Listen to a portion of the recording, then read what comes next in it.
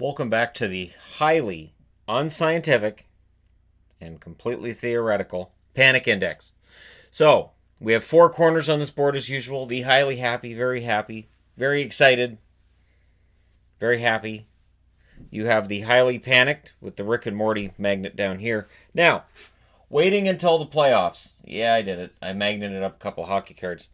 David Pastrnak and the Bruins, because I think that kind of exemplifies waiting till the playoffs. We'll wait and see how the playoffs turn out before we decide on how this season's gone. And then we expect them to be bad. I have a Darren Madeley card here from the Ottawa Senators, and not that Madeley was a bad goaltender. Do you know who Darren Madeley is? No? It's probably understandable. That being said, the Ottawa Senators in the beginning were a pretty bad team and were expected to be bad. And yeah, so we'll see who ends up down near that logo on this board. So you got four corners. We got that all figured out. Good. All right. I like this idea of having the four corners. I find it much better. Anaheim. Anaheim we knew would be bad. They're playing out the string. So I'm going to put them right down here next to Mr. Madeley here. And that's pretty much, yeah, that's about what's to be expected with the Ducks right now. So for Anaheim, it's better luck next year. The good news is it seems like all the players they picked up are doing well as members of the team right now. So we'll see if that continues to be the case going through the summer and into next year. But I do like the team that Anaheim's putting together, and I think it'll be more competitive next year. You need to have an asterisk on that because I thought they'd be better this year as well, and they absolutely have not been. Arizona. Arizona's fallen from a playoff spot. They were first in the division. Remember when they were first? And now they're not. So being outside of a playoff spot and having played more games than teams you're chasing, I'll put them on the panic side of the panic index. I know people are probably going to want me to put them closer to the panic, but for me, yeah, no, not so much. I'm not going to put them that close to the panic side. I'm going to leave them close to the line because really if they have a 2 or 3 game winning streak, people will be happy. There has been improvement this year from last year, not to the extent that people wanted to see. And I think a lot of what happens from here is going to depend on whether or not Taylor Hall wants to stay long term and whether or not they can make that work. And they already have $80 million under the cap for next season. So they're going to have to move some money around. They're going to have to figure some things out in Arizona. Never thought I'd see the day I said that. Boston. Yeah, Boston's waiting till the playoffs. So since Pasternak's who I used for the we're waiting till the playoffs, of course Boston's waiting for the playoffs. First overall, which is mildly concerning, but you don't worry and go, my team's playing too well, unless you think they're peaking too soon. And in Boston's case, I don't think so. They've had some good runs, they've had some rough patches as well. So they're number one overall, but people will still say, well, look at that 9-3 loss they suffered against Vancouver. Yep. Calgary beat them. Yep. They don't meet them in the playoffs unless they meet them in the Stanley Cup Finals. So that's not too bad. If they meet them in the playoffs, that means Boston's done pretty well. And if they play Vancouver again in the finals, I'm going to have to be a Dallas fan for those 2 weeks because there's no way I can handle it. Exclusively. Just wear Dallas jerseys for the previews and the reviews. I could not handle a Boston-Vancouver final again. Nah. No. It just gets ugly. Buffalo. Buffalo, honestly, I would think right now, panic. We didn't expect them to be in the playoffs, most of us, but they got off to that 9-2-2 start. And these fast starts and then fadings that they've gone through this year and last year, that's troubling. And they've already replaced the coach. There's rumors about maybe the GM gets moved out. But it feels like Buffalo's continually spinning their wheels. And now we're looking at Eichel being cold. I think it's 5 games he's gone without a point now. There are some issues going on with Buffalo. Eichel doesn't look happy. And I don't know. I don't know how long this can go on before Eichel says, yeah, this organization is just not working. So I'm not throwing the panic flag myself, but I understand why Buffalo fans are not happy right now. Calgary.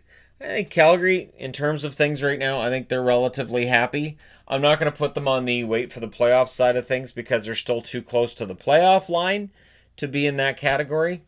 And they're certainly not a regular in the playoffs like Boston as of yet. So for Calgary, I think they're pretty happy with how things are going. There's two ways to look at it. You're either nervous that Goudreau and his line mates aren't producing like they did last year, or you believe that they are still going to do it. It's still going to happen. It's just a matter of when. So depends on how you see it. And like I said, I think they're a little bit on the positive side. Carolina. Carolina's tough. I'm going to say that after the deadline, I'm going to put them down with Arizona. Concerns about Carolina? I think they're well founded. I understand. Carolina has a hard time making the playoffs in back-to-back seasons. I talked about that before the season started. One of the reasons that I picked Carolina to miss the playoffs isn't some kind of scientific formula. It's they don't make the playoffs in back-to-back years. So Carolina probably falls out. Oh, Philly never misses the playoffs 2 years in a row. So I'll have Philly in the playoffs. It's bizarre. And some organizations work that way. And for whatever reason, Carolina, they make the playoffs, they go to the conference final, they miss the playoffs the next year.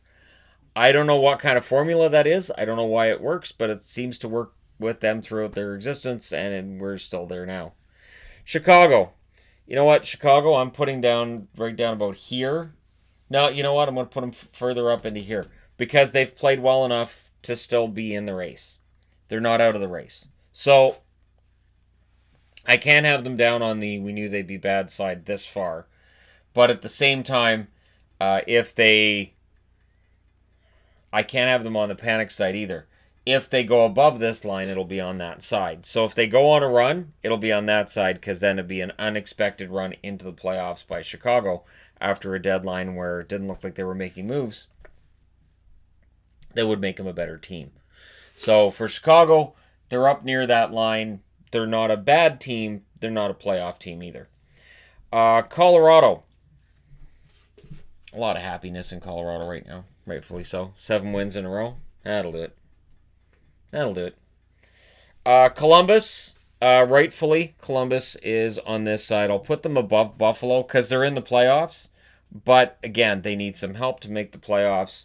They've lost 8 out of 10. If you include the overtime points as losses. So overall, Columbus, they're in a playoff spot, but it doesn't look like a spot they should be able to keep. And yet, here we are with Carolina and the Rangers both kind of helping them out by losing recent games. So it's possible they managed to turn things around. Maybe that win over Vancouver changes it. I don't have them that close to this magnet, so I don't have them in complete panic, but there's concern, and rightfully so they're below the line. Dallas. Well, Dallas, they're tricky. I would put them right about here. I would say happy, sure. Have they blown chances to get closer to St. Louis? Yes. And Colorado, also yes.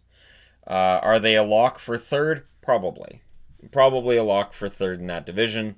So there's some feeling I should have them on this side of the board, but I'll leave them on that side because you know what? The offense, I think, has been coming around lately. And in general, it's been a pretty darn good season for Dallas. So even if they lost in the first round, I really can't complain about them. We'll see if they lose in the first round if I can complain about them then. Detroit. Well, we knew Detroit was going to be bad, so Detroit right down here next to Mr. Madeley. Because we knew Detroit was going to be bad. We didn't know they'd necessarily be this bad, but yeah. Now there's talk of can they hit 40 points? My answer is I don't know. That might be a big ask from them right now with the way things have been going. They're only winning 1 out of their last 10, so I have no idea. Edmonton. Oh, Edmonton's so happy right now. So I'm going to put them right up here because, yeah, they are fighting for first place. They appear to be distancing themselves away from Calgary, Vancouver, and the rest of the division. So things in Edmonton look pretty darn good. And the fact that they are highly likely to go back to the playoffs for the second time with McDavid, you get the feeling McDavid's more mature. Draisaitl's a better player than he was the last time that they reached the playoffs. This could be a really big year for Edmonton. And when you talk about a team in Canada that could make a run, In the playoffs, Edmonton's definitely, I would think right now, the favorite to make a run. There may still be some picking Vancouver. I think that's folly. I think if Vancouver makes the playoffs, they probably go out in the first round. But for Edmonton, I think they could do some damage. Florida. Well, Florida's panicked, and rightfully so. I'm going to put them down with Buffalo, and there's a reason. Both of these teams envision themselves to be better. Both of them have flirted with respectability this year. Florida looked like a lock to make the playoffs, 2 weeks ago? Yeah, Toronto's crapping out, and Florida's doing really well. So here we go. And then, nope. And Florida's had some real struggles over the last few weeks. So the Florida Panthers, there's really some reason for panic here in that you've got owners that want to cut $10 million from the budget. That's from multiple sources now. And you've got Bobrovsky making $10 million. So that's hard. Where if you're just being asked to cut $10 million and you're cutting it all over the roster, okay. But if you're cutting it everywhere except goaltending, and goaltender makes 10, it's going to be hard for them to put a team on the ice next year that's going to compete. They're already not a playoff team if you take veteran leaders off that team that you can't afford to keep and you're putting rookies in there. It's likely going to get worse. So, yeah, for Florida, it doesn't look like playoffs right now. Again, 2 weeks from now when I do the next panic index, who knows? Los Angeles, we knew Los Angeles was going to be pretty bad. They've been bad. But you know what? I'm going to put them higher up because LA have not been horrible over their last month. Not only that, but if you look at their roster right now, and you look at Cal Peterson, how he's played since he went in, and you look at some of the young kids in this lineup, Gabe Vilardi, thank you very much, I honestly think the Kings look pretty good for next year. Of the three California teams, if you're going to say, well, which one's most likely to go into the playoffs next year, I'm saying Los Angeles. Because of what they're doing and because of some of these kids that are coming into the lineup and some of the prospects that we project likely make the team next year, LA should be surprisingly good, and their goal scoring should get a lot better. Goal scoring's been their problem for 2 years now, and that should improve next season. Minnesota. You know what? Minnesota right now, I'm going to put them on the happy side of the line, even though they're not currently in a playoff spot. But you know what? They're a heck of a lot closer right now than envisioned. And they've done better this year than I think anybody had expected. They're not the worst team in the division, which is where everybody had them. And they've made it work. And Stalock has been really, really good lately too. So overall, Minnesota's playing pretty darn well. They really are. Montreal. It depends on the day with Montreal, doesn't it? Now, for Montreal, being outside the playoffs, again, I'm going to put them right down near the Rick and Morty magnet because I don't know how you fix this going forward. The idea of, well, we like the look of things, so we're going to keep going kind of the same way, which seems to be Bergevin's message, that's troubling because it's not working.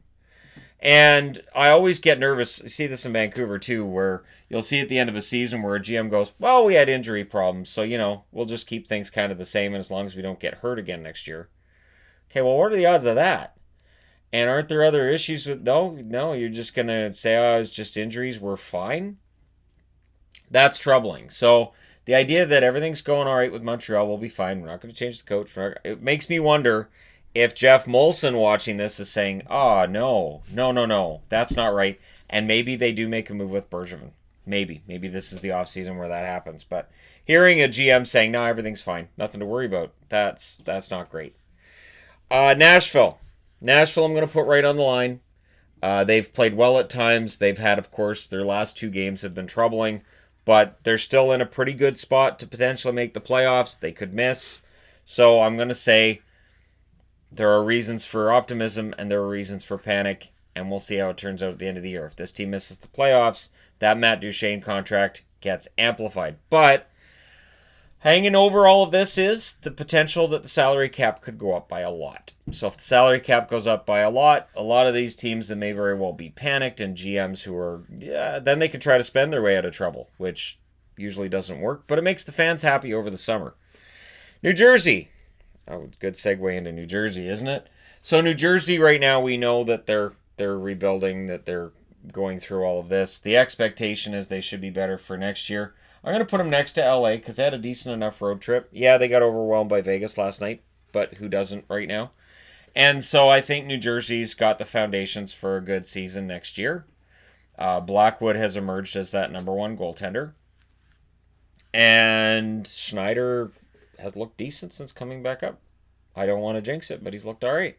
So for New Jersey, there's hope for next year, but they are still, down towards this end because they're still not going to make the playoffs. Islanders, there has to be panic in New York, doesn't there? There has to be. Now, the odds of them making the playoffs are still pretty good because, again, much like Columbus, they've been helped by teams like Carolina and the Rangers having some struggles in recent weeks. But the Islanders have been abysmal when it comes to goal scoring. Adding Jean-Gabriel Pageau, he's probably been their best forward outside of Barzal. I'll say outside of Barzal and Lee, I would say Pageau's been their third best forward. That's just my opinion. You guys can let me know in the comment section below what you think about that, of course. But the Islanders still have some major problems. And their goaltending hasn't been bailing them out. But when you don't get a goal in a game, no amount of goaltending is going to bail you out unless it's scoreless going to a shootout. So the Islanders do have some reason to be panicked right now. Because, again, they went out at the deadline and they picked up Pageau and they gave up, it's pretty expensive what they gave up to the Ottawa Senators, a first and a second. But if they don't make the playoffs, they don't have to worry about that third. So we'll see what Lou Lamoriello does in the offseason if this trend continues and if they end up missing the playoffs, which would be bizarre considering that huge undefeated streak they had near the start of the year. Rangers. I'm going to put the Rangers on the line at this end. Now, if they make the playoffs, they go to the happy side of things. But if they miss the playoffs, it's kind of expected. So, all right, what I can do instead then, I'll put the Rangers on the line more towards this way because I see the Rangers more on this line. Okay, we missed the playoffs. Yeah, we expected that. We made the playoffs. That's fantastic. So there's no, we'll wait and see what happens in the playoffs with the Rangers. If they make the playoffs, everybody's going to be happy. Now, if I had done this last week, they would have been on the happy side of things because things were going really, really well. They had that nice long winning streak. They need to refine that, and they need to refine it quickly because tomorrow night they're in against the Capitals. And so they can't afford to take a night off. This is what happens when you put yourself behind the 8 ball and you have to jump over teams ahead of you. It is very difficult to move up the NHL standings. It is very, very difficult to make that jump.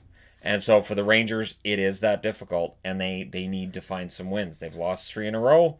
So again, they're on that line. They're not that far out of the playoffs, but they're not currently in a spot. Ottawa. Well, where's Ottawa going to go? Well, since I used Madeley for the magnet, Ottawa has to go there, right? We knew what we were expecting with the Senators. We've got it. They're not as bad as Detroit, but they're still pretty bad. And so next year things should get better. Next year's when there's actual pressure on Ottawa. Next year's where we actually see the pressure on the Ottawa Senators and Pierre Dorion to prove, hey, what they're doing, this plan, it's going to work. Philadelphia, well, with a huge winning streak, I'm going to put Philadelphia up here with Colorado and Edmonton. And Flyers fans should be excited because not only is this team playing well, but you have Carter Hart now as the starter. He's been playing very well. If he can get his road record to where his home record is, right? And not only that, but this is a pretty young team. This isn't a team you look at and say, well, their window is going to close in a year or two. As long as they manage their contracts well, this team's window could be open for a while. Provorov and Konechny are not old players. So you've got some pretty decent parts here that are still young, and you're going to be able to build. So even when Claude Giroux falls off, and he's kind of fallen off offensively this year a bit, you've still got a good team there. And that's the key, is being able to build around that star player and have your next star player ready. And I think Konechny is going to be that guy. And Couturier's not old either. So things are pretty solid for Philadelphia. And you have to wonder if Ron Hextall's looking at this team right now and saying, that's pretty close to the team I had last year when they fired me. But of course, he didn't want to bring up Carter Hart. These things happen. Pittsburgh. I don't think Pittsburgh is in any kind of a panic right now. And I'm going to put Pittsburgh on the happy side of things, despite the 6-game losing streak they had that they broke last night with a win over Ottawa. But Pittsburgh is kind of on that, we'll wait and see what happens in the playoffs side as well. Pittsburgh has the longest streak in the NHL of seasons in a row in the playoffs. I think it's like 13, something like that. And so we expect them in the playoffs, and once they get there, what are they going to do? Are they going to get swept in the first round again? So Pittsburgh's really in that conversation, as well as we'll wait until the playoffs and we'll see what happens. Because we knew we were going to be here. Yeah, it's great. Zucker's been fine. Zucker's everything we could have asked for, but we've lost 6 in a row before that one against Ottawa. We'll see what happens from there, kind of thing, right? So yeah, Pittsburgh I have on this side. San Jose. San Jose's a tricky one because they've started winning games. So I'm going to put them next to Chicago. We know at this stage they're not a playoff team. We know, and I saw a comment last night saying San Jose's not out of this yet. Oh, bless your heart and your optimism. They're done. San Jose, we expect right now to be bad. Now, the panic would be over here, but they managed to get a first-round draft pick. Doug Wilson manages to get a first-round draft pick, and people are like, well, that's just going to be 31st. Are you sure? Because I watched Tampa lose again last night, and Tampa's dropped to, I think it's 4th overall in the NHL right now. So, right? So Tampa Bay could, if they don't turn things around, they could end up 7th or 8th overall in the NHL. That could be a 23rd draft pick, 24th draft pick. That's not nothing, and especially in a draft that's seen as being pretty deep. So I think San Jose did pretty well for themselves. Could they have done better? Maybe. But at the same time, San Jose, I think there's some optimism, and they have won a few games. Logan Couture comes back, and suddenly there's offense, right? So we'll see what they do in the offseason, but I don't have them in the complete and total, well, better luck next year, because they have been winning recently, and their record looks better than it did. St. Louis, kind of the ultimate, but I've noticed it. So St. Louis, I am not putting over here. They don't have as many points as Boston, right? But Boston didn't win a Stanley Cup last year. So Boston is kind of like, well, all right, we'll see. St. Louis, however, won a Stanley Cup last year. Now, while St. Louis could be the ultimate, we don't care. They won, so it's fine. If they get swept in the first round, we don't care. You start caring at this time of the year. When you see that there's a real chance for repeating as Stanley Cup champions, you'll start to care as fans. The players see it, the coaches see it, management, everybody understands what's going on in St. Louis. And with this winning streak they've been on, people are starting to care. People are starting to get over more towards the excited side of things. So I'm not leaving them completely in the, oh, we'll see what happens in the playoffs. That's fine. It doesn't matter. No. That excitement has started to pick up for St. Louis. And once the playoffs roll around, I would expect it to be pretty darn loud. So St. Louis on a nice run, following what was a disastrous run. And it adds up to some excitement right now if you're a St. Louis fan. I know you don't want to talk about it, but it's there. Tampa Bay, based on last year, is going to stay right here with the Boston Bruins. Now they've lost 4 out of 5, which would be troubling if they weren't 9 points ahead of the Leafs. They're 9 points behind the Bruins, so they're just waiting for the playoffs. And judging by last night's game between Tampa and Boston, that could be an amazing first round. Absolutely amazing second round between Tampa and Boston should it happen, unless they get knocked out by Toronto. What is Toronto today? Well, they lost to San Jose last night, so they must be crap. Nah. Now, you know what? I'm going to put Toronto on the we'll wait until the playoff side of things, and I'm going to put them a little bit on the positive. I know they lost to San Jose last night. I know. There's going to be all kinds of panic, right? I don't see it that way. Toronto, I can't see them losing their spot to Florida. I can't see Montreal or Buffalo coming out and going on a winning streak.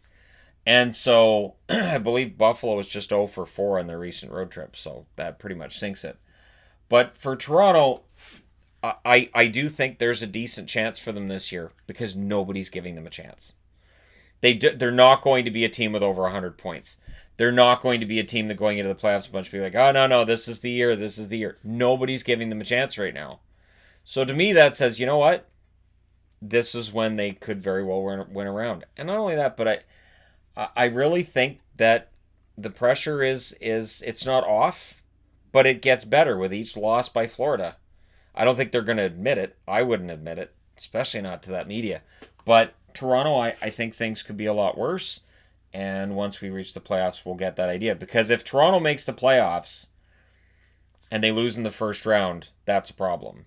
If they make it to the second round and lose in the second round, we'll discuss who they play in the second round and whether or not it becomes a problem then. Because let's say we see a playoffs like last year. Let's say Tampa and Boston both lose in the first round.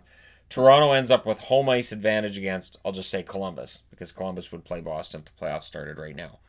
If Toronto lost a series in round 2 against Columbus where they had home ice advantage, then you can start having a panic. That's when, but if they lost in the second round against Boston, I don't know how much panic there would be. There would be a lot of complaining that they're not as good as Boston, but that's not the same as the sheer panic of, I can't believe we lost when we had home ice advantage. It's different. Vancouver's panicked. Yep. Yeah, huh? Yep. And just to make things worse, Quinn Hughes missed a practice yesterday because apparently he's nursing an injury. Beagle's out with an injury, and I know people don't like Beagle's contract, but I like Beagle as the fourth-line center. Things for Vancouver right now are getting bad, and those injuries that we haven't had this year in Vancouver, I haven't been talking about because I don't want to jinx them. They've started showing up. So Vancouver starting to have injury problems. This is an annual thing, and they're coming along at the absolute worst time. The absolute worst time to have injuries is now, and that's when they're showing up. So without Markstrom, if they lose Hughes for any period of time, even if it's just a day-to-day injury that takes a week, that could sink them. They're only 1 point above the playoff line. That's a problem. That is absolutely a problem.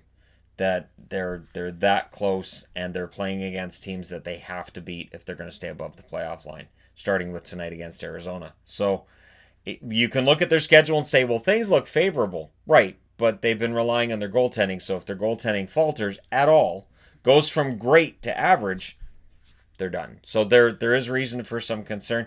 Again, as a Canuck fan, I kind of sort of expected it every year. It's just it would be a shame if it happened now. But yeah, there's a reason for panic. Vegas. Well, Vegas, I'm going to put right up with St. Louis because, again, there's a wait until the playoffs mentality with Vegas after the first round loss. But with them winning so many games lately, the excitement's picking up. Excitement's picking up. The idea of, hey, we can win a Stanley Cup this year has really taken hold. And Vegas could, which will blow things up online if/when it happens. But Vegas is in a really good position right now. They could potentially have, and I hate to say an easier path, but it would look to be an easier path out of the Pacific Division. Maybe banged up a little bit less, maybe some extra days off against a Central Division team that's gone through war to get to the Final Four. And then whoever comes out of the East also would likely have gone through war. It usually is a battle of attrition in the playoffs. Sometimes the healthiest team is the one that survives the playoffs. And we'll see if that's the case with Vegas. Capitals are, again, the Capitals are very much in this category as well. I'll put them right next to Tampa. They've had their struggles lately. They've won 3 out of their last 10, but Washington's waiting till the playoffs. And based on the fact they won a Stanley Cup in 2018, they're going to want to win another because, Ovechkin was very clear after they won that one Stanley Cup. I don't just want one. I don't want people to write this off as a fluke, so we need to win another one. And I don't disagree with that sentiment at all. So there's a lot of wait until the playoffs, and maybe that's why they've had a downbeat lately because they're, I hate to say conserving energy. I don't think hockey players do that, but it's out there, so sure. Winnipeg. I'll put Winnipeg on the happy side of the line, sure. They're in the playoffs today. They have played more games than teams that are chasing them, and that's problematic. They've won 4 in a row at home, which is nice. They're finally making teams pay at home, but now they're losing on the road. So they need to find a way to balance that out so they're good at home and on the road. But for Winnipeg right now, considering all the problems they've had with injuries, all the problems they've had with just the fact that Byfuglien's cap hit's been sitting there and he's not there, the fact they're in the playoff hunt at all, huge testament to the team put together by Kevin Cheveldayoff, the coaching of Paul Maurice, and the goaltending of Connor Hellebuck. So there are a lot of reasons to be happy that even if Winnipeg were to, say, miss the playoffs by a couple of points, I don't see a lot of panic in Winnipeg. This is still a relatively young team that still looks deep and capable of making a run. And the biggest enemy of this team being able to stay together and really build could end up being the salary cap at some point. We're not there yet. And we'll see whether or not they end up there maybe next summer. Who knows? Let me know your thoughts in the comment section below, as always. Don't forget to hit like and subscribe if you're browsing your way through. You just happened upon this video. There's your panic index for March 4th, 2020. We are almost to the end of these panic indexes as well. I'll be doing one again in 2 weeks, and then that'll be it. Unless we do one... I will probably do something different. So once we reach the playoffs, I'll probably do a ranking of, and it may end up being like a power ranking style countdown of how panicked teams are or how important the draft lottery is to teams that miss the playoffs, and go with 1 to 15 on that. So I'll do something like that, and then maybe as teams fall out of the playoffs, I'll do videos on where they lie in terms of panic and whatnot. But I always do videos after teams get knocked out of the playoffs on why they got knocked out in the first round. I do videos on why teams miss the playoffs as well. So it'll probably all get incorporated, and I'll put some of this into that. Thank you guys so much for all your support. It means a ton, and I will talk to you guys again very soon. It is a beautiful day out, so if you're in the Lower Mainland, I suggest going out and enjoying it, because in March, it's going to rain again soon, because Lower Mainland of BC. So I will talk to you again soon.